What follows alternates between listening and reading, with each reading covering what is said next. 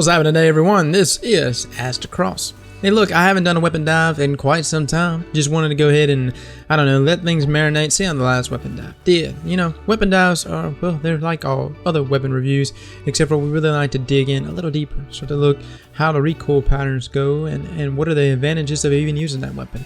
And of course, today we're going to be talking about the weapon Thorn. A lot of reasons why we're talking about this weapon. One being simply that it's coming back here in year 3. So I definitely think it's a weapon you need to give a second glance to. So guys, let's go and hit this up.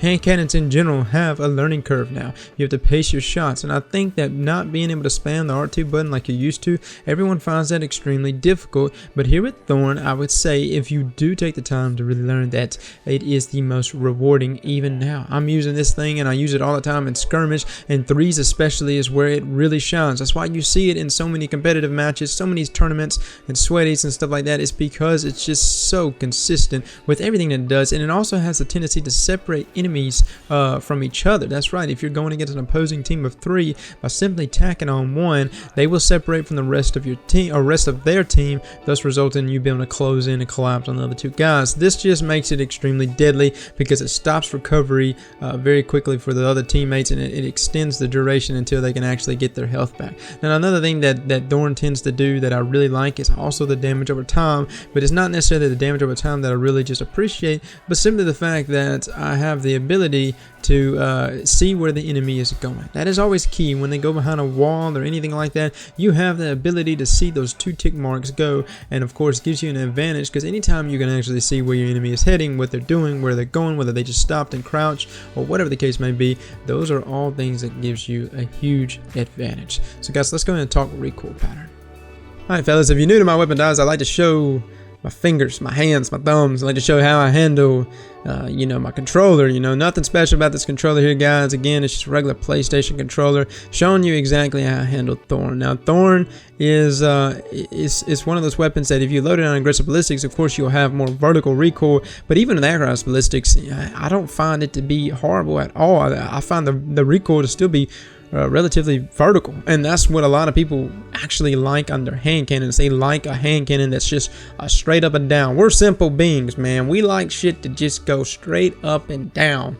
We don't want to go all around, cocking to the side and right and left. We know what Hawkmoon does. It's all over the place at times. Thorn doesn't really have that tendency. It does kick a little bit to your right with Across Ballistic still, but nothing too shabby, man. Nothing too bad. It seems to settle, and there's a lot of reasons why I really like the Thorn's recoil. Now, I don't know if it's necessarily just to say that the Thorn's recoil is great.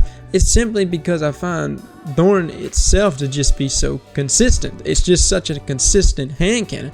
With all the hand cannons we have here in year 2, and hand cannons just missing shots at times, and you're just like scratching your head going, what the hell just happened? Thorn has the ability to hit whatever you're aiming at.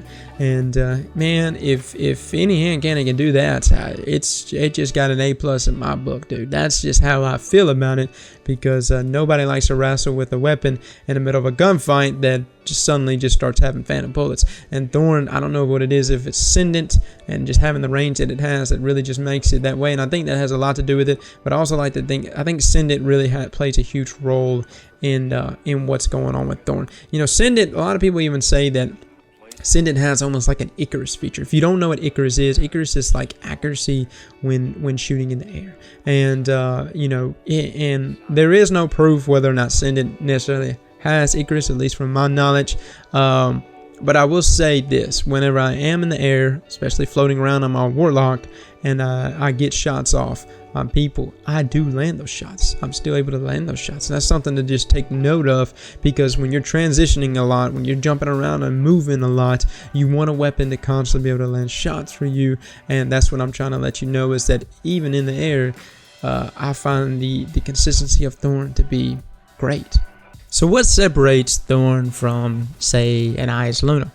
or Lord High Fixer or MaLuca. What separates that? Simply being that it does have these stats right here. I mean, you see it in front of you guys. You know, you got that 32 rate of fire, 68 impact. Now, you might be saying, well, that's just right up there, the same archetype as Water Star. The beauty of this weapon, though, is that it can do the same thing that Is Luna and Lord High Fixer can do, in the aspect that it can land 1 headshot, 2 body shots in order to finish off an enemy.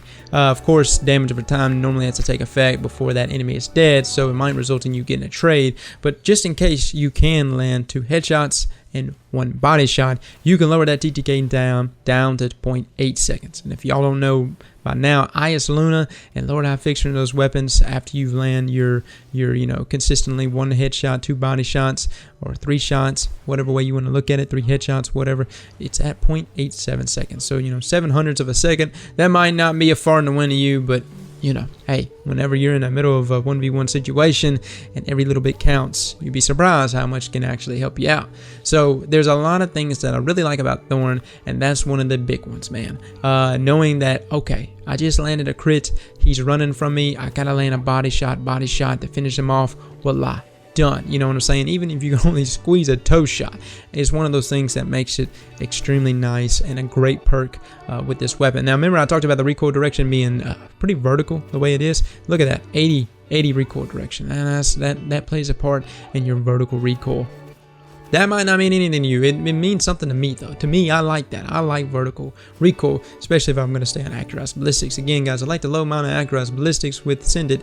Always maximize that range. You know, a lot of people came and spoke some comments, and I've even read some forums, people saying Thorn being brought back to year 3, it better be buffed. It better be brought back to what it was, or it better be better than what it is. And here's my thoughts on it. I feel like Thorn, where it is perfect. You know, a lot of people like to say, well, Hawk Moon, look at Hawk Moon. It's got such a, you know, it's got those 2-shot potential kills. You know what I'm saying? Last Word has that 0.53 TTK time. That all of these things saying that these weapons are so nasty and exotic. You know, you want to go ahead and just point out that exotics, you know, how they trump in some ways, why you would use that exotic over a legendary.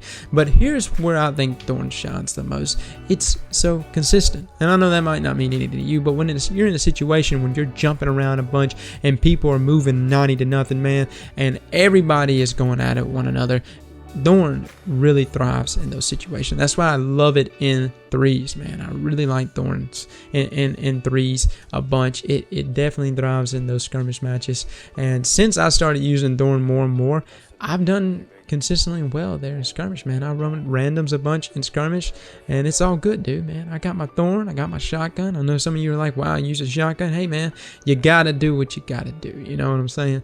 And I find it to be a deadly combo for where I'm at. Again, when it comes to weapon dives, guys, I'm letting you into like my own personal arsenal, my own setups. I don't do weapon dives. You see people put out weapon reviews. I can promise you, they don't put out weapon reviews because they like that weapon. They do it just to get views. They're just doing it just to get it and get it out. You know what I'm saying? Just to collect something on that. I'm trying to show you something though that works, man. Something that kills game in and game out. That's why I'm doing these weapon dives. These are weapons that I found in my own personal arsenal to be absolutely just deadly, and that's why I like to sit down and make these videos. And that's kind of why it's just kind of spaced out the way it is, because I have just a high expectation for what this video needs to bring to you guys.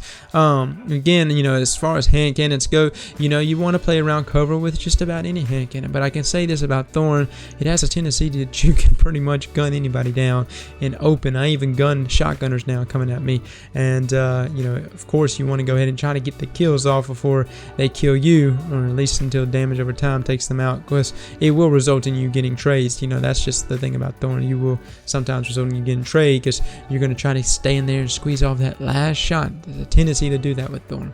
But again, you know, you want to play around cover with, just like with all hand cannons. But again, as far as what I feel about Thorn, I find it to be one of the most consistent hand cannons right now, and one of the best hand cannons here in Destiny, just the way it is. I hope when they bring it back, man, they bring it back just the way it is. Looking forward to it, and you can see me in the future loading myself out with a new Thorn year 3, whatever version is going to be, but that's exactly what I'm going to be using, because like I said, I've come to really enjoy this weapon. Everyone, thanks so much for coming and watching. I'll catch all of you later. Slap that like button like your mama told you right.